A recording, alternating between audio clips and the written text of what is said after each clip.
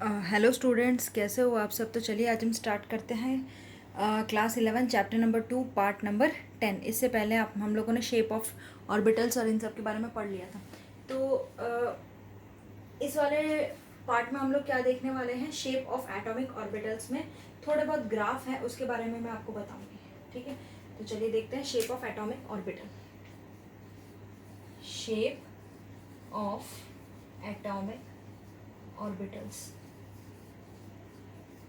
Okay, कौन कौन से शेप होते हैं एटॉमिक ऑर्बिटल में, आप लोगों ने पहले पढ़ा था, S P D and F. Clear, ये सारे शेप हम पहले ही देख चुके थे, लेकिन इन सब में क्या थी, थोड़ी बहुत वैरायटी थी। हर एक का शेप अलग अलग था। पी में 3 थे, डी में 5 था, एस में 1 ऑर्बिटल था, इस टाइप से। क्लियर। तो फाई जो है वो आपका क्या कहलाता है, वेव फंक्शन। ये आप पहले भी देख चुके हैं कि फाई जो है आपका वेव फंक्शन कहलाता है, और फाई स्क्वायर जो है वो प्रोबेबिलिटी डेंसिटी कहलाती है। ये हम देख चुके थे। अब कोई भी इलेक्ट्रॉन को फाइंड करना हो तो it can never be zero, it can be increase और डिक्रीज। अगर हमें कोई भी इलेक्ट्रॉन की प्रोबेबिलिटी फाइंड करनी है तो वो कभी भी जीरो नहीं हो सकती। अगर जीरो पे आया है ना, दैट मीन्स नोड कहलाएगा, बट इलेक्ट्रॉन की प्रोबेबिलिटी नोड जैसी नहीं होती। समझ में आ रहा है।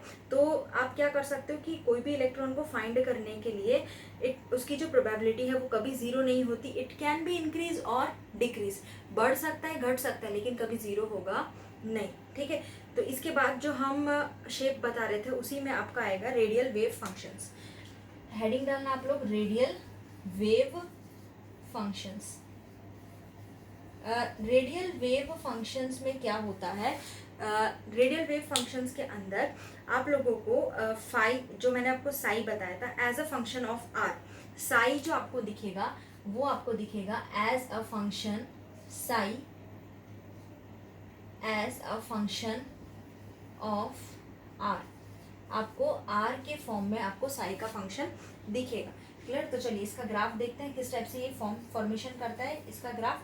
तो ये आपका ग्राफ है जिसमें कि साई वर्सेस आर के बीच में हम ग्राफ ड्रॉ करने वाले हैं। ठीक है, इसमें कुछ इस टाइप से आपका ग्राफ बनता है, कुछ ऐसे। क्लियर, इसका मतलब ये हुआ, ये 1s ऑर्बिटल के लिए हुआ। ठीक, इसका मतलब ये हुआ, और यहाँ पे मैं बना रही हूँ 2s ऑर्बिटल के लिए। ओके, तो 2s ऑर्बिटल में आपका ग्राफ जो है वो कुछ इस टाइप से दिखेगा।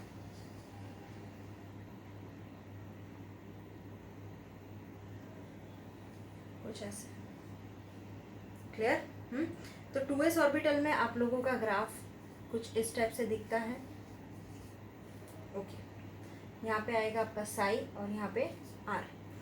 ये आपका 1s और 2s का ग्राफ था। दैट मीन्स इसका मतलब ये होता है 1s के अंदर आप देखोगे तो आपको क्या दिखेगा कि जैसे जैसे साई फंक्शन है डिक्रीज होता है, वैसे वैसे आर क्या होता है, रेडियस इंक्रीज होता है। तो इस वजह से बोला है psi as a function of r. Clear.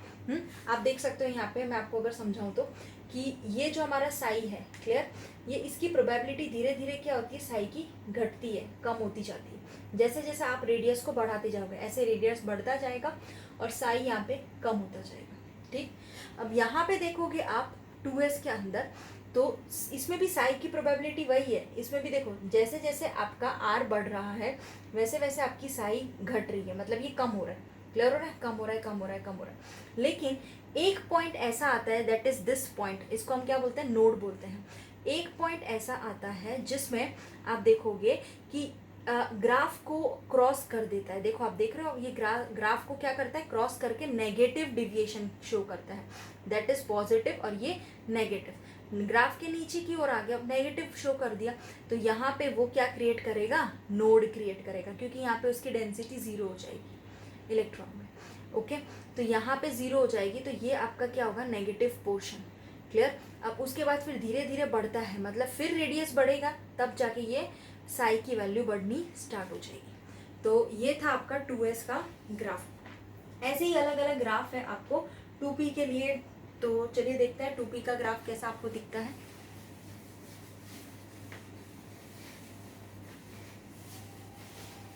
तो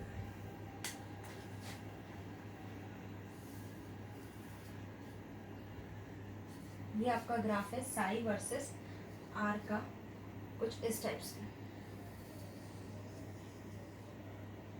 क्लियर। तो ये आपका ग्राफ है 2p का। किसका ग्राफ है? 2p। तो ध्यान रखना है। अब ये 2p का जो ग्राफ है इसमें ये क्या बोलना चाह रहा है, 2p के ग्राफ के अंदर आप देखोगे तो इन दिस ग्राफ इसमें आपको देखने को मिलेगा कि it is clear that wave function for 1s continuously decreases. आपने देखा था वेव फंक्शन 1s क्या कंटिन्यूअसली क्या हो रहा था, डिक्रीज हो रहा था विथ इंक्रीज इन आर। पहले वेव फंक्शन डिक्रीज हो रहा था, आर बढ़ रहा था। फॉर 2s के लिए आप देखोगे, अभी मैंने आपको बताया था, तो वेव फंक्शन डिक्रीज हो रहा था, है ना, with increase in are radius, तो देन बिकम जीरो, एक पॉइंट पे जीरो आया था और फिर उसके बाद नेगेटिव हो गया था। और वेयर एज 2p में आप देखोगे, इस वाले ग्राफ की बात कर रही हूँ मैं, 2p में आप देखोगे it rises to maximum and then start decreasing. साई देखोगे it rises to maximum, this is your maximum point, clear. It rises to what, maximum, and then start decreasing, clear. उसके बाद ये डिक्रीज होना स्टार्ट हो गया। तो आप समझ सकते हो कि जैसे अगर साई की वैल्यू 0 हो जाएगी तो आर आपका पहुंच जाएगा इनफाइनाइट पे। आ रहा है समझ में? आर आपका कहाँ पहुंच जाएगा? इनफाइनाइट पे। तो at infinite distance the wave function at any particular orbit can equal to 0। तो ये मोस्ट इंपॉर्टेंट लाइन है, आप लोग लिख लोगे कि एट इनफाइनाइट डिस्टेंस,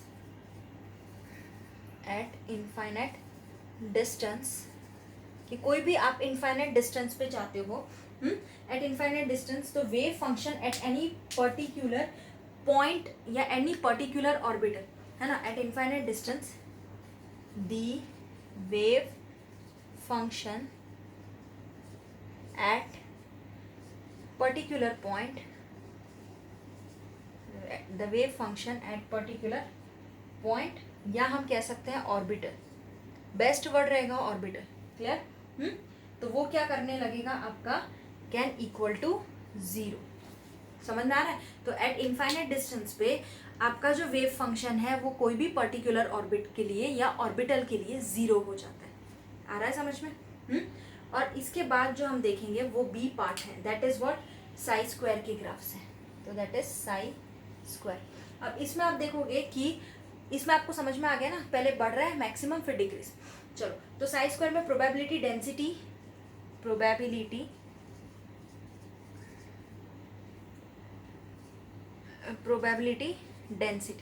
क्लियर। तो साई स्क्वायर की प्रोबेबिलिटी डेंसिटी हाई थी as compare to what, psi. ठीक, तो इसके भी कुछ अलग अलग ग्राफ है जो मैं आपको शो करके बताने वाली हूँ। तो चलिए देखते हैं इसके कौन कौन से ग्राफ हैं। यस, तो सबसे पहला जो ग्राफ है वो 1s के लिए आएगा। सेम वे में जैसा हम लोगों ने फाइंड आउट किया था वैसे ही हम इसमें भी देखेंगे। ठीक, तो चलिए देखते हैं।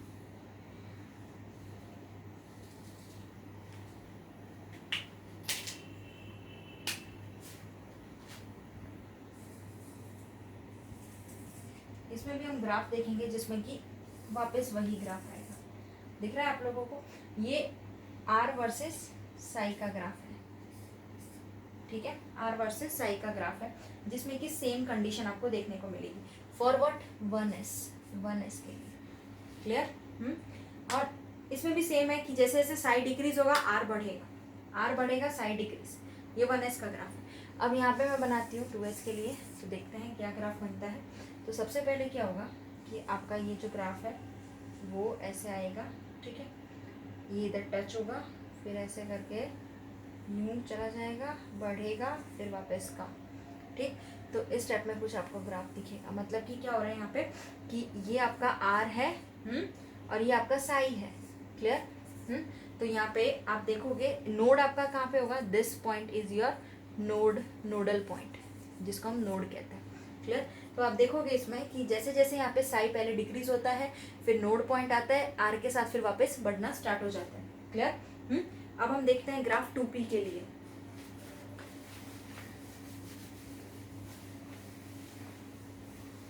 चलिए देखते हैं 2p के लिए कौन सा ग्राफ बनेगा।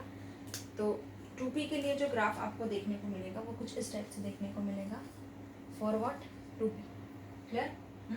2p में भी सेम ही है, आपका पहले इंक्रीज कर जाएगा इस टाइप में, है ना, ये आपका साई स्क्वायर होगा, ये आपका आर हो जाएगा। आई एम सॉरी, सब में आप लोग है ना, मैंने शायद साई लगा दिया था, आप लोग ये साई स्क्वायर का ग्राफ है, यहाँ पे करेक्ट कर लेना, पिछले दो वाले में साई स्क्वायर लगेगा। क्लियर?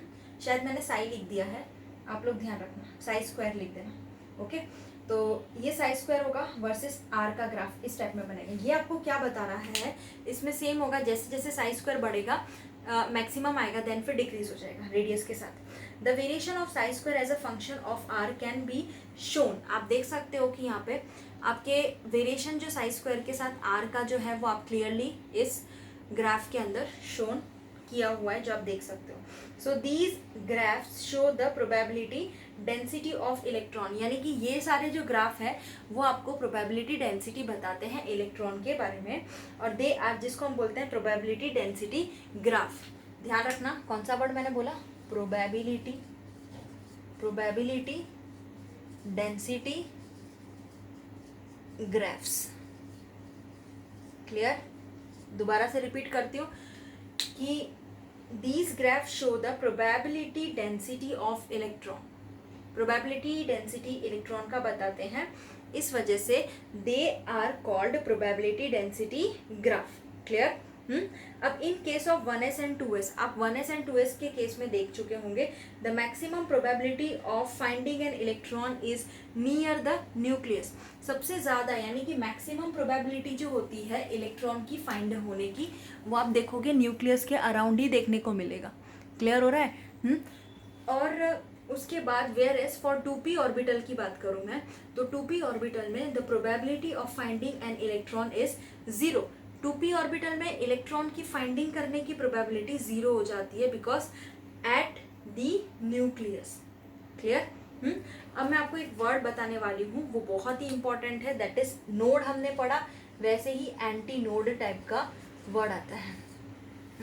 एंटी नोड का मतलब क्या होता है, दैट एरिया, या वो एक ऐसा एरिया जहाँ पे where probability of finding an electron is maximum is called anti node. Clear? इस वजह से मैंने अभी बोला कि 2p ऑर्बिटल में प्रोबेबिलिटी फाइंडिंग इलेक्ट्रॉन की जो होती है वो 0 हो जाती है न्यूक्लियस पे, है ना, न्यूक्लियस पे 0 हो जाती है। ओके, तो इस वजह से यहाँ पे एक वर्ड आया दैट इज एंटी नोड, यानी कि वो एरिया जहाँ पे probability of finding an electron is maximum. तो यहाँ पे क्या होगा, probability of finding an electron is maximum. Okay, तो probability of finding an electron anti node पे मैक्सिमम हो जाता है, इस वजह से इसको एंटी नोड कहा जाता है। आ रहा है समझ में? ठीक है, तो थर्ड जो पॉइंट आता है, बी हमने कर लिया था। अब जो सी की बारी आती है वो है रेडियल प्रोबेबिलिटी फंक्शंस। ये आपके बुक में ग्राफ के तौर पे दे के रखे हुए हैं, आप लोगों को अच्छे से गो थ्रू करना है एनसीईआरटी, और सारे ग्राफ देखने हैं, उसमें एक्सप्लेनेशन दिया है वो भी पढ़ना है। तो ये है आपका radial probability functions. Clear? Okay, radial probability functions की बात करूं तो इसमें अलग अलग आपको ग्राफ देखने को मिलेंगे। तो चलिए देखते हैं कौन कौन से ग्राफ है रेडियल प्रोबेबिलिटी फंक्शंस की में। Okay, so radial probability functions में आपको देखने को मिलेगा, सबसे पहले जो ग्राफ का जो ड्रॉ है, हमको किसके वर्सेस किसके ग्राफ ड्रॉ करना है, तो वो मैं आपको पहले बता देती हूँ। 4πr² psi square and r के बीच में आपको ग्राफ ड्रॉ करना है। तो चलिए देखते हैं, 4πr²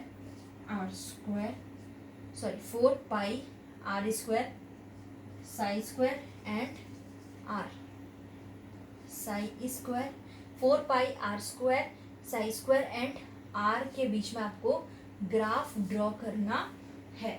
क्लियर? तो इसकी जो प्रोबेबिलिटी होगी, इसकी जो प्रोबेबिलिटी होगी वो क्या हो जाएगी, है ना, सॉरी, इसकी जो प्रोबेबिलिटी होगी वो आपको देखने को मिलेगी, that is psi square into d v, that is equal to psi square into 4πr² is equal to 4πr² psi square, ये आपको देखने को मिलेगा। अब इसका मतलब क्या हुआ यहाँ पे, मैंने बोला कि ग्राफ यहाँ पे 4πr² psi square and r के बीच में ड्रॉ करना है, तो प्रोबेबिलिटी हमें क्यों फाइंड आउट करने की ज़रूरत पड़ी, आप समझ रहे हो मैं क्या बोलना चाह रही हूँ, प्रोबेबिलिटी क्यों फाइंड आउट करने की ज़रूरत है।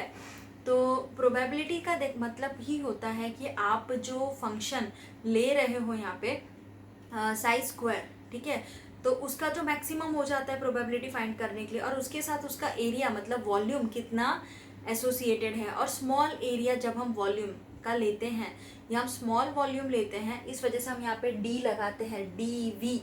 अगर हम लार्ज स्पेस वॉल्यूम लेते हैं तो हम सिर्फ वी लगाते हैं। क्लियर। तो अब यहाँ पे हम psi square as it is लिखेंगे इनटू डी वी जो है वो आपका स्फीयर शेप में वॉल्यूम देखेंगे, इस वजह से क्या होता है पाई 4 पाई आर स्क्वायर, तो आपका ये डी वी कहलाएगा। और इनको मल्टीप्लाई करोगे तो 4 pi r square psi square आ जाएगा। आ रहा है समझ में, ठीक है, ओके। अब इसके बाद है ना एक दो ग्राफ है, तो चलिए वो देखते हैं। एक दो वो जो ग्राफ है वो क्या कहना चाह रहा है। तो सबसे पहला जो ग्राफ आपको बनाना है वो आपको ड्रॉ करना है कुछ इस टाइप से, जिसमें आपके पास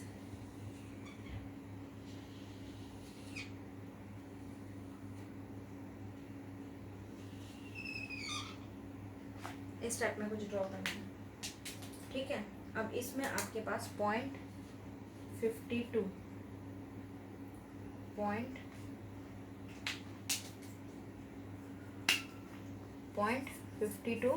एंगस्ट्रॉम। 0.52 एंगस्ट्रॉम जो है वो इसकी वेवलेंथ आपको देके रखी है, and this is for 1s। Clear हो रहा है। ये आपका 1s के लिए है, और यहाँ पे आपका आ जाएगा 4 pi r square psi square. ये जो आपका ग्राफ बन रहा है वो 4 pi r square psi square versus r, इसके बीच में ग्राफ है। Clear. 4 pi r square psi square versus r के बीच में ग्राफ है। तो इस टाइप में 1s के लिए ग्राफ बनेगा। क्लियर हो रहा है।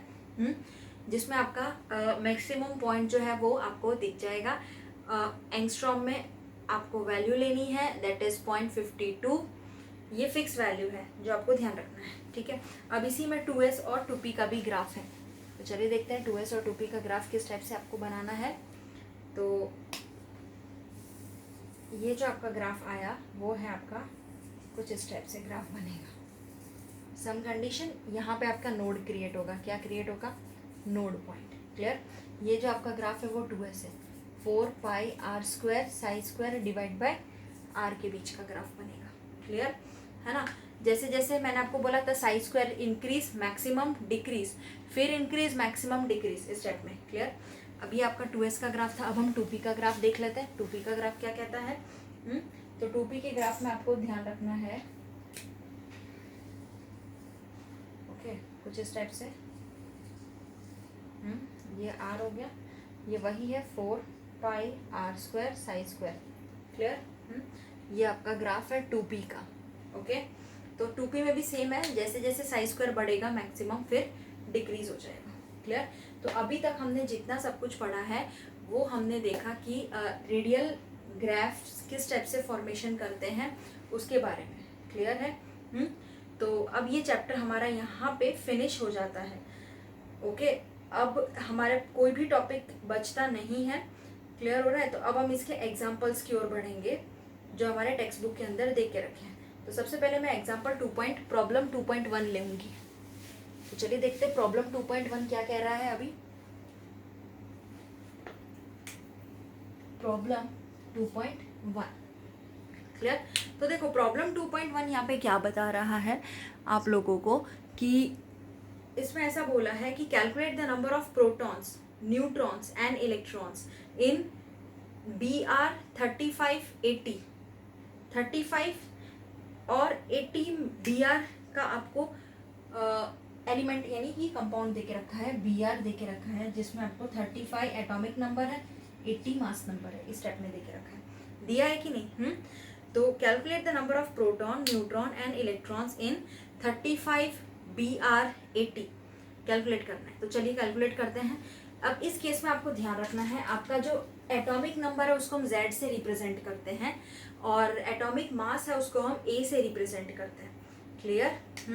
तो इसमें जो आपके पास आ जाएगा नंबर ऑफ, देखो सबसे पहले तो हमारे पास Z कितना है 35, A कितना है 80, अभी मैंने आपको बताया।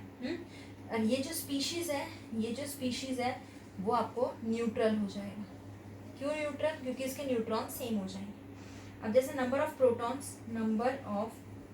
Protons that is equal to number of electrons. Clear? यानी कि Z इक्वल टू कितना है 35 है यहाँ पे ये एटॉमिक नंबर। तो न्यूट्रॉन्स कितने हो गए बेटा? न्यूट्रॉन्स जो होंगे वो आपको, न्यूट्रॉन्स हमेशा ध्यान रखना है कैसे कैलकुलेट करना है, 80 में से 35 माइनस कर दोगे, A में से Z माइनस करना है, A में से Z माइनस करना है, तो 80 माइनस 35 वो आपका न्यूट्रॉन हो जाएगा, दैट इज व्हाट 45। तो ये आपका पहला क्वेश्चन कंप्लीट हो जाता है। ठीक है, तो ये था आपका 2.1। अब आपको ध्यान रखना है जितने नंबर ऑफ इलेक्ट्रॉन्स यानी सॉरी जितने नंबर ऑफ प्रोटॉन्स होते हैं उतने ही नंबर ऑफ इलेक्ट्रॉन्स भी प्रेजेंट होते हैं, तभी तो एटम इलेक्ट्रिकली न्यूट्रल होगा। आ रहा है समझ में? ठीक है, यहाँ पे प्रोटॉन भी 35 है, इलेक्ट्रॉन भी 35 है, सिर्फ और सिर्फ न्यूट्रॉन जो है वो 80 माइनस 35 करना पड़ेगा आपको, दैट इज व्हाट 45। क्लियर? तो ये आपको ध्यान रखना है, हर एक में यही चीज़ होती है।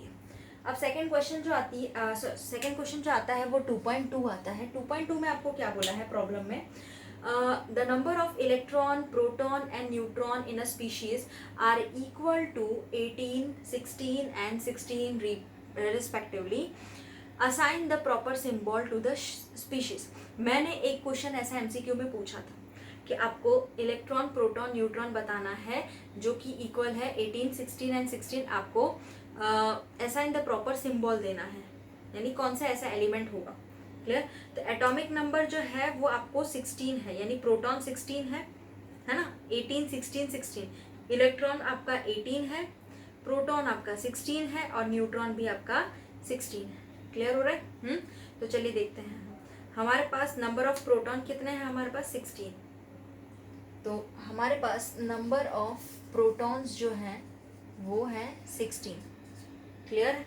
ओके, हमारे पास प्रोटॉन तो क्लियर है 16 है, तो दैट इज 16 जो एटॉमिक नंबर होता है, आप पीरियोडिक टेबल के अंदर देखोगे तो 16 आपको एटॉमिक नंबर सल्फर का दिखेगा। क्लियर? सल्फर का आपको 16 एटॉमिक नंबर दिखता है। आ रहा है समझ में? ठीक है, अब देखो एटॉमिक मास नंबर अगर हम देखें that is equal to number of proton plus number of neutrons, है ना। Atomic mass number find out करना है। एटॉमिक मास यानी क्या, एम कैलकुलेट करना है। एटॉमिक मास नंबर क्या होता है, number of protons plus number of electrons.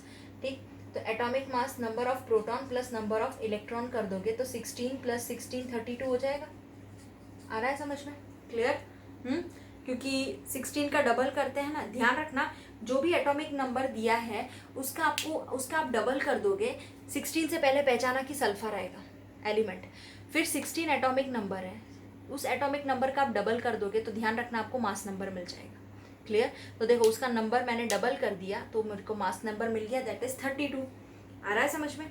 ठीक है, तो ये वाला जो केस है उसमें क्या आएगा कि species is not neutral as the number of the proton is not equal to electron. आप देख रहे हो कि नंबर ऑफ प्रोटॉन जो है वो इलेक्ट्रॉन के बराबर इसमें है नहीं, इट इज एनायन। क्योंकि देखो आप देखोगे कि इलेक्ट्रॉन 18 माइनस 16 करना पड़ेगा हमें, क्यों? क्योंकि इलेक्ट्रॉन कितना है 18 और हमारे पास 16 दे के रखा है।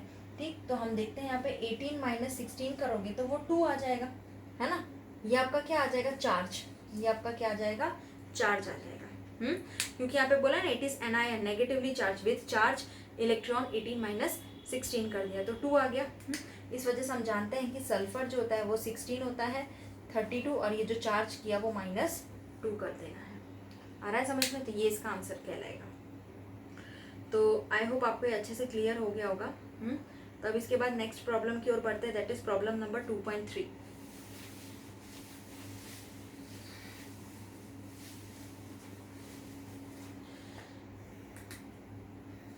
Problem number 2.3।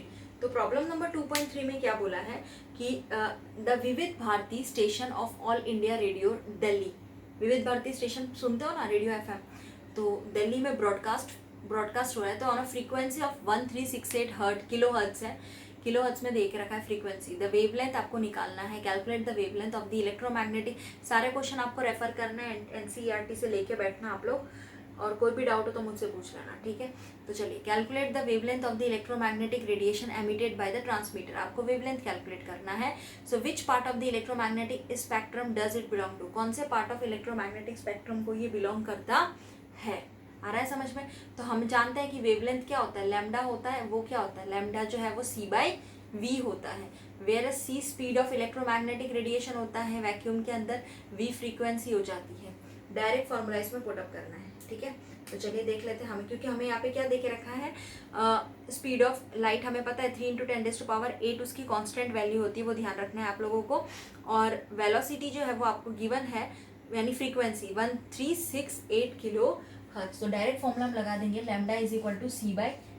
c की speed of light in vacuum जिसकी वैल्यू फिक्स होती है 3 × 10⁸ मीटर पर सेकेंड, और ये आपको v यानी वेलोसिटी यानी फ्रीक्वेंसी आपको दे के रखी है 1368 किलो हर्ट्ज। तो इसको आपको 3 × 10⁸ डिवाइड बाय 1368 × 10⁻³ कर दो। क्यों, क्योंकि ये किलो हर्ट्ज में है ना, तो इंटू 10⁻³ सेकेंड इनवर्स। क्लियर। और ये मीटर पर सेकेंड है, तो ये कैंसिल हो जाएगा। तो डायरेक्ट क्या हो जाएगा, आपका मीटर में आंसर आ जाएगा। तो वो होगा 219.3 मीटर। तो ये आपका रेडियो वेव की वेवलेंथ आ जाएगी। आ रहा है समझ में, ठीक है। अब हम करेंगे प्रॉब्लम नंबर 2.4। तो चलिए देखते हैं 2.4 प्रॉब्लम में क्या बोला गया है। तो 2.4 में ऐसा बोला है कि the wavelength range of the visible spectrum, जो वेवलेंथ रेंज है विजिबल स्पेक्ट्रम की, वो एक्सटेंड हो रही है from violet 400 nanometre. Visible spectrum की जो रेंज है वेवलेंथ की, वो एक्सटेंड हो रही है फ्रॉम वॉयलेट 400 टू 700 700 नैनोमीटर तक। Express these wavelength in frequencies में आपको इसको एक्सप्रेस करना है, जिसपे 1 नैनोमीटर यानी 10⁻⁹ होता है। आप लोगों को पता होगा नैनोमीटर है -9, पिकोमीटर 12 है, ठीक है। ये सब ध्यान रखना है, कुछ कुछ आपको चीज़ें। तो इसमें भी डायरेक्ट फॉर्मूला लगा देंगे, क्योंकि हमारे पास लैम्डा दे के रखा है। 400 नैनोमीटर बोला है ना, और एक के लिए आपको क्या निकालना पड़ेगा, 700 नैनोमीटर के लिए 750 के लिए लेना पड़ेगा। दोनों के लिए आप क्या करोगे, lambda is equal to c/v करके कैलकुलेट कर लोगे, और उसके बाद आप रेंज पता करके बता दोगे। तो चलिए देखते हैं, यहाँ पे हमें पता है यहाँ पे कि v lambda is equal to c/v होता है। हमें पता है ना, lambda is equal to c/v होता है। क्लियर। यहाँ पे क्या करेंगे हम, यहाँ पे हमें फ्रीक्वेंसी की बात करनी है, तो दैट इज c/λ। आ रहा है समझ में। 3 × 10⁸ डिवाइड बाय फ्रीक्वेंसी, ये तो हमें देख ही रखा है 400 × 10⁸। ये पहला वेवलेंथ हमने यूज़ किया, जो कि हमें बोला है वॉयलेट 400 नैनोमीटर। इस वजह से क्या करेंगे हम, इंटू 10⁻9 आएगा, नैनोमीटर बोला है ना, इस वजह से। तो 7.50 × 10⁻14 हर्ट्ज आ जाएगा। 14 कैसा है पता है, ये 8 और +9 करेंगे तो 14 आ जाएगा। क्लियर। उसी टाइप से आप यहाँ पे दूसरे वेवलेंथ के लिए बात करोगे, दैट इज c/λ। ठीक है। अब ये जो वेवलेंथ था वो आपको कितना गिवन था बेटा, ये आपको था 3 × 10⁸ डिवाइड बाय, ये 400 है। तो हमारे पास जो नेक्स्ट वेवलेंथ है, आई मीन जो हमारे पास सेकंड वेवलेंथ था, वो उसकी वैल्यू थी आप लोगों की 750। क्लियर हो रहा है। 750 × 10⁻9 दे के रखा था, दैट इज क्या होगा 4 × 10⁻14 हर्ट्ज। आ रहा है समझ में। तो ये वैल्यू हो जाएगी। तो अब हम कह सकते हैं कि रेंज जो है विजिबल स्पेक्ट्रम की, वो 4 × 10⁻14 से लेके 7.5 × 10⁻14 hertz in terms of frequency unit में गिवन आएगा। क्लियर। चलो अब नेक्स्ट क्वेश्चन करते हैं, दैट इज प्रॉब्लम नंबर 2.5। तो प्रॉब्लम नंबर 2.5 में क्या बोला है, calculate wave number A, frequency of yellow radiation having wavelength 5800 angstrom. ये मैं पहले करा चुकी हूँ, बट फिर से दोबारा मैं ले लेती हूँ ताकि आप लोगों का रिवीजन हो जाएगा। ठीक है। आपको देखो वेव नंबर निकालना है, वेव नंबर यानी म्यू बार, याद है ना, और आपको फ्रीक्वेंसी निकालनी है येलो रेडिएशन की, जिसकी आपको वेवलेंथ देके रखी है 5800। ये आपको क्या देके रखा है यहाँ पे, वेव लेंथ। क्लियर हो रहा है। ठीक है। तो चलिए निकालते हैं। आपको सबसे पहले वेव नंबर देखना है। तो लैम्डा जो है हमारे पास, ए कैलकुलेट कर रहे हैं हम लोग। लैम्डा जो है वो आपके पास 5800 एंगस्ट्रॉम। एंगस्ट्रॉम मतलब 10⁻⁻10 होता है। क्लियर। Into 10⁻⁻10 metre. ये हमारा हो गया। ओके, अब उसके बाद आपको वेव नंबर का पता है, फॉर्मूला था 1/λ, इनवर्स ऑफ लैम्डा मतलब क्या होता है, वेव नंबर। तो चलिए पुटअप कर देते हैं, ये मैं करवा चुकी हूँ बट फिर से रिविजन कर लेते हैं। -10 मीटर, क्लियर। तो ये होगा 1.724, ये आपको सॉल्व कर लेना है, इंटू 10⁴ सेंटीमीटर इनवर्स, ये आंसर आ जाएगा, क्लियर। चलो बी पार्ट में आपको बोला था फ्रीक्वेंसी निकालने के लिए, तो mu bar is equal to c by lambda. Yes, यहाँ हमें पता है ना यहाँ पे कि c is equal to what, v is equal to what, c by lambda होता है। तो 3 इंटू 10⁸ मीटर पर सेकेंड लगा दो, लाइट की वेलोसिटी ऑफ लाइट की, स्पीड ऑफ लाइट का कांस्टेंट वैल्यू होती है ये, और divide by frequency sorry lambda. अब ये हमारे पास 5800 है into 10⁻⁻10 metre, that is equal to क्या हो जाएगा, आपको यहाँ पे वैल्यू मिल जाएगी 5.172 इंटू 10⁻14 सेकेंड इनवर्स। तो ये आपकी क्या हो जाएगी, वैल्यू हो जाएगी बी पार्ट, यानी कि आपकी फ्रीक्वेंसी की। क्लियर हो रही है। येलो का, येलो रेडिएशन बोला था ना, इस वजह से, क्लियर। तो ये था हमारा प्रॉब्लम नंबर 2.5, ठीक है। अब हम देखेंगे प्रॉब्लम नंबर 2.6। तो चलिए देखते हैं प्रॉब्लम नंबर 2.6 में क्या बोला गया है, ध्यान देना आप लोग। प्रॉब्लम नंबर 2.6 में क्या बोला है कि calculate the energy of 1 mole of photon of radiation whose frequency is 5 into 10⁻14 hertz. आप लोगों को एनर्जी कैलकुलेट करनी है 1 मोल ऑफ फोटोन में। अच्छा पहले मुझे ये बताओ कि 1 मोल ऑफ फोटोन का मतलब क्या होता है, डी ब्रोगली वेवलेंथ, याद आया कि नहीं। 1 मोल ऑफ फोटोन की बात करते हैं तो E इज इक्वल टू क्या आता है, एच म्यू, है ना। तो E is equal to h mu लिखते हैं, तो म्यू मतलब क्या होता है, hc बाय लैम्डा। क्लियर हुआ। तो 1 मोल ऑफ फोटोन की बात करें, वहां पे आपको डी ब्रोगली याद कर लेने का, दैट इज एनर्जी, यानी E is equal to hc by lambda. Clear हो रहा है। तो एनर्जी आपको बोला है निकालना है 1 मोल ऑफ फोटोन के लिए, उसका रेडिएशन जिसकी फ्रीक्वेंसी आपको देखे रखी हुई है हर्ट्ज के अंदर। क्लियर। तो चलिए देखते हैं हम यहाँ पे कैसे निकालेंगे। तो सबसे पहले हमारे पास एनर्जी ऑफ फोटोन में एक ही फॉर्मूला आपको ध्यान रखना है हमेशा, एच म्यू। ये फॉर्मूला ही आता है एनर्जी ऑफ फोटोन के अंदर, जो आपको क्लियरली ध्यान रखना है। ओके। अब यहाँ पे एच की वैल्यू हमारे पास कांस्टेंट होती है, वी की वैल्यू मतलब फ्रीक्वेंसी हमें दे के रखी है 5 इंटू 10⁻14, बस डायरेक्ट पुटअप ही करना है। तो चलिए पुटअप कर देते हैं। हमारे पास एच की वैल्यू 6 पता है, फ्लैंक कांस्टेंट, उसकी वैल्यू फिक्स होती है 6.626 इंटू 10⁻34 जूल सेकेंड इंटू ये फ्रीक्वेंसी कितनी देके रखी है हमें, 5 इंटू 10⁻14 ये देके रखा है। क्लियर। सेकेंड इनवर्स में आएगा, ये आ रहा है समझ में। इसको कैलकुलेट करोगे तो आंसर आएगा 3.313 इंटू 10⁻19 जूल। ओके। अब हमें एनर्जी 1 मोल ऑफ फोटोन की चाहिए ना, एनर्जी चाहिए कि नहीं 1 मोल ऑफ फोटोन की। तो हमें क्या करेंगे, E इज इक्वल टू हम क्या करेंगे, हमारे पास जो अभी ये एनर्जी आई और इंटू एवोगेद्रो नंबर। तो चलिए देखते हैं एनर्जी के लिए हम क्या करेंगे, energy of 1 mole of photon. Clear. तो उसमें हमारे पास आ जाएगा दैट इज 3.313 इंटू 10⁻19। ये वैल्यू, कोई भी 1 मोल ऑफ फोटोन होता है ना, तो जो वैल्यू आती है उसको हम एवोगैद्रो नंबर से मल्टीप्लाई करते हैं, दैट इज 6.022 इंटू 10⁻23। एक मोल में, एक मैं आपको एक चीज़ बता देती हूँ यहाँ पे, इसको करोगे ना तो आंसर आएगा 199.51 किलो जूल पर मोल। चलो एक चीज़ मैं आपको यहाँ पे बताना चाहूँगी कि जब भी आप 1 मोल के लिए बात करते हो या आप किसी भी एक मोल के अंदर, ध्यान रखना कि एवोगैद्रो नंबर जितने एटम्स होते हैं, मतलब कि अगर 1 मोल ऑफ एटम यानी कितना हुआ, कितने उसमें 1 मोल में कितने एटम प्रेजेंट होंगे, अगर ऐसा पूछे ना तो क्या बोलोगे, 1 मोल में एवोगैद्रो, मैं आपको बताती हूँ, एवोगैड्रोज नंबर जितने इलेक्ट्रॉन्स या एटम्स प्रेजेंट होते हैं 1 मोल में। क्लियर। तो इसका मतलब एवोगैड्रोज नंबर का मतलब होता है 1 मोल में 6.0, 1 मोल में, ध्यान रखो, 1 मोल के अंदर 6.022 इंटू 10⁻23 एटम्स प्रेजेंट 1 मोल में होते हैं। तो ये आपको ध्यान रखना है, 1 मोल के अंदर 6.022 इंटू 10⁻23 एटम्स प्रेजेंट होते हैं, that is what Avogadro number. Clear. इस वजह से हमने इस एनर्जी को एवोगैड्रो से मल्टीप्लाई किया ताकि 1 मोल फोटोन निकाल सके। क्लियर? तो ये था हमारा एग्जाम्पल नंबर 2.6। अब हम बात करते हैं 2.7 की। तो चलिए देखते हैं 2.7 एग्जाम्पल में क्या बोला गया है।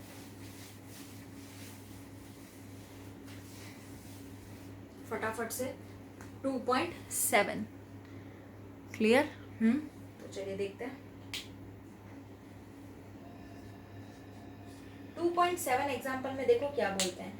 2.7 एग्जाम्पल में बोला है कि 100 वॉट बल्ब एमिट, एक 100 वॉट का बल्ब है, वो एमिट करता है मोनोक्रोमैटिक लाइट ऑफ वेवलेंथ। एक 100 वॉट का बल्ब है, वो एमिट करता है monochromatic light of wavelength 400 nanometre, यानी कि वो इतना, यानी 400 नैनोमीटर का वेवलेंथ एमिट करता है। समझ में आ रहा है? तो कैलकुलेट हमें नंबर ऑफ फोटोन एमिटेड पर सेकेंड बाय द बल्ब। आपको पर सेकेंड में कितना नंबर ऑफ फोटोन एमिट करेगा बल्ब, वो निकालना है। आ रहा है समझ में? तो चलिए देखते हैं। वॉट जो होता है ना बेटा, वो पावर की यूनिट होती है, वो ध्यान रखना है। क्लियर? तो यहाँ पे जो बल्ब का जो पावर दे के रखा है वो 100 वॉट दे के रखा है। तो चलिए देखते हैं। पावर ऑफ बल्ब वो हमें देके रखा है 100 वॉट। क्लियर? WATT what. इसको आप 100 जूल पर सेकंड में बोल सकते हो। क्लियर? अब एनर्जी बोली है ना, एनर्जी किसकी बोली है? Energy of 1 photon. एक फोटोन की एनर्जी की बात करी गई है, यानी हम कौन सा फॉर्मूला लगाएंगे? E=h mu hc by lambda. Clear हो रहा है? तो चलिए h क्या है हमारे पास? 6.626 constant value into 10⁻34 into 3 into 10⁸8 speed of light divide by wavelength की वैल्यू कितनी है? 400 इंटू 10⁻⁹, क्योंकि हमें बोला है ना यहाँ पे कि वेवलेंथ 400 नैनोमीटर से वो 100 वॉट की बल्ब है उसके पास, उससे वो एमिट कर रहा है monochromatic light of wavelength 400 nanometre. तो इस वजह से यहाँ पे वेवलेंथ 400 नैनोमीटर में 10⁻⁹ लिया है। क्लियर? तो अब ये नैनोमीटर से मीटर में कन्वर्ट हो गया। आ रहा है ना समझ में? ठीक है। तो इसको कैलकुलेट करोगे तो आंसर आ जाएगा आपका 4.969 इंटू 10⁻⁻19 जूल। तो ये नंबर ऑफ फोटोन इतने एमिट, यानी सॉरी, ये हमारे पास आया नंबर ऑफ फोटोन। अब हम क्या बोला है कि नंबर ऑफ फोटॉन्स एमिटेड, कितने नंबर ऑफ फोटॉन्स एमिट कर रहे हैं वो पता करना है ना अभी हमें। क्लियर? क्योंकि बोला है इसमें कि calculate the number of photons emitted पर सेकेंड बाय द बल्ब। पर सेकेंड में कितना? ओके तो आपको ध्यान रखना है कि 100 वॉट का हमारे पास बल्ब था और हमारे पास जो एनर्जी थी वो 4.969 आई। क्लियर? तो 100 वॉट के बल्ब के साथ इसको डिवाइड कर देंगे तो पता चल जाएगा ना कितने नंबर ऑफ फोटोन एमिट हो रहे हैं। आ रहा है समझ में? क्लियर? तो चलिए देखते हैं। That is what is equal to 100 watt का बल्ब डिवाइड बाय ये जो एनर्जी निकाली है 1 फोटोन की, उससे डिवाइड करेंगे तो पता चल जाएगा ना नंबर ऑफ फोटॉन्स कितने एमिट हो रहे हैं पर सेकेंड बल्ब में से। क्लियर? तो चलिए देखते हैं। 4.969 इंटू 10⁻⁹ जूल। क्लियर? तो इसको करेंगे, आंसर आएगा 2.012 इंटू 10⁻20 सेकेंड इनवर्स। ये आंसर आ जाएगा। आ रहा है समझ में? ठीक है। तो ये था आपका प्रॉब्लम नंबर 2.7। ओके तो अब जो आएगा आपका प्रॉब्लम नंबर दैट इज 2.8। तो चलिए देखते हैं 2.8 में क्या बोला गया है। तो ध्यान से पढ़ना। 2.8 में जो बोला है वो है कि when electromagnetic radiation of wavelength 300 nanometre, जब भी इलेक्ट्रोमैग्नेटिक रेडिएशन का जो वेवलेंथ दे के रखा है यहाँ पे वो है आपका 300 nanometre, falls on the surface of sodium. जब भी 300 नैनोमीटर वेवलेंथ आपके falls on the surface of sodium, sodium के सरफेस पे फॉल करता है तो उसमें इलेक्ट्रॉन्स एमिट होते हैं with the kinetic energy of 1.68 into 10⁵ joule per mole. So what is the minimum energy needed to remove an electron from the sodium. तो कौन सा मिनिमम एनर्जी चाहिए, चाहिए इलेक्ट्रॉन को रिमूव करने के लिए सोडियम में से, और what is the maximum wavelength चाहिए that will cause a photo electron to be emitted, ताकि फोटो इलेक्ट्रॉन एमिट हो सके। आ रहा है समझ में? तो चलिए देखते हैं क्या क्या पूछा है। अब हमारे पास जो इसमें है वो एनर्जी जो है वो 300 नैनोमीटर फोटोन की है। क्लियर हो रहा है? क्योंकि इसमें बोला है ना कि 300 nanometre falls on the surface of sodium के सरफेस पे 300 नैनोमीटर की फॉल की थी लाइट, जिसमें इलेक्ट्रॉन एमिट हुए थे काइनेटिक एनर्जी के साथ 1.68 जितना। क्लियर? तो चलिए देखते हैं इसमें क्या बोला है। दी एनर्जी, यहाँ पे जो है एनर्जी जो है ना, वो कितने की है? 300 नैनोमीटर की, है ना। Photon is hc by lambda, है ना। Energy is what? hc by lambda. तो हमारे पास 6.626 इंटू 10⁻⁻34, ये हमारी h की वैल्यू कांस्टेंट है। 3 इंटू 10⁸ ये हमारी लाइट की वैल्यू कांस्टेंट है c, और लैम्डा हमें पता है कि 300 इंटू 10⁻⁹ मीटर, नैनोमीटर में था तो मीटर में कन्वर्ट कर लिया। दैट इज जो आंसर आएगा वो 6.626 इंटू 10⁻⁹ जूल, ये आपका आंसर आ जाएगा। क्लियर? ये अभी हमारा कंप्लीट आंसर नहीं आया है, बट अभी हमने क्या निकाला है इसमें? एनर्जी। ओके, अब हमने ये एनर्जी जो निकाली है उसके लिए हम क्या करेंगे? 1 मोल से डिवाइड कर देंगे। तो चलिए देखते हैं 1 मोल से कैसे क्या डिवाइड करने वाले हैं, तब हमें पता चल जाएगा। तो अब हम करेंगे energy of 1 mole of photon. तो ये देखो energy, the energy of 1 mole of photon. Clear? The energy of 1 mole of photon, यानी कि जो हमारे पास जो नंबर अभी आंसर आया था उसको एवोगैड्रो नंबर से मल्टीप्लाई कर दो। तो 6.626 इंटू 10⁻⁻19, ये जो अभी आंसर आया था उसको आप एवोगैड्रो से नंबर से मल्टीप्लाई कर दोगे, दैट इज 6.022 10⁻23 से मल्टीप्लाई कर दोगे मोल पर इनवर्स, तब आपका आंसर आएगा 3.99 इंटू 10⁵ जूल पर मोल। क्लियर? तो ये था आपका एनर्जी 1 मोल ऑफ फोटोन के लिए। आ रहा है समझ में? तो minimum energy needed to remove 1 mole of electron from the sodium. अब हमें मिनिमम एनर्जी कैलकुलेट करनी है जो कि चाहिए, है ना, needed to remove 1 mole of electron from the sodium. तो वो क्या होगा? 3.99, यानी कि ये जो है डायरेक्ट 1 मोल उसमें से माइनस कर देंगे 1.68। आ रहा है समझ में? और इंटू 10⁵ वो कॉमन, तो दैट इज जूल पर मोल। ये क्या होगा? 2.31 इंटू 10⁻, आपके पास माइनस 10⁻5 आ जाएगा जूल पर मोल। क्लियर? तो ये आपको ध्यान रखना है कि यहाँ पे जो आएगा वो 2.31 इंटू 10⁵ जूल पर मोल आ जाएगा, क्योंकि आपने क्या किया? मल्टीप्लाई कर दिया। यस। अब ये मिनिमम एनर्जी एक इलेक्ट्रॉन के लिए कितना होगा? तो मिनिमम एनर्जी जो एक इलेक्ट्रॉन के लिए होगा वो आपका आएगा 2.31 into 10⁵ joule per mole, divide by आप करोगे कि 6.022 इंटू 10⁻23 इलेक्ट्रॉन्स, ऐसे कर दोगे ना, तो ये आपका हो जाएगा मिनिमम एनर्जी इतना portion, minimum energy for the 1 electron. ये मिनिमम एनर्जी एक इलेक्ट्रॉन के लिए आपने निकाली, क्योंकि हमने यहाँ पे ये पहले वैल्यू डाली, फिर हमने इसको एवोगैड्रो से डिवाइड कर दिया। तो इसका आंसर आ जाएगा आपके पास 3.84 इंटू 10⁻⁻19 जूल।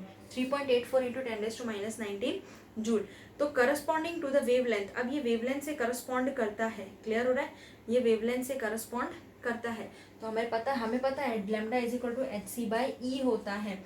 तो 6.626 इंटू 10⁻⁻34 इंटू 3 इंटू 10⁻8, आप लोग को यूनिट भी लिखनी है, आपकी बुक में देके रखा है यहाँ पे जूल सेकेंड, मीटर पर सेकेंड, ऐसा, तो आप लोगों को वो भी लिखना है। 84 इंटू 10⁻⁻19। क्लियर? तो ये आपने अभी जो निकाला था ये वाली वैल्यू यहाँ पे पुटअप कर दी, तो ये आ जाएगा 517 नैनोमीटर। यही तो हमें फाइंड आउट करना था। क्लियर है ना? तो आज इस वीडियो के लिए इतना ही। अभी तक हमने 2.8 यानी 8 एग्जाम्पल्स देख लिए हैं। ओके, अगर आप लोगों को कोई भी डाउट हो तो आप मुझसे पूछ लेना। ओके, तो जल्दी मिलते हैं नेक्स्ट वीडियो में। ज़्यादा से ज़्यादा वीडियो को शेयर कीजिए, लाइक कीजिए, सब्सक्राइब कीजिए, ताकि दूसरे बच्चे भी इसका बेनिफिट ले सके। ओके, और आप लोग को एनसीईआरटी से क्वेश्चंस गो थ्रू करने हैं, कोई भी डाउट हो तो मुझसे पूछ लेना। Thank you, good bye.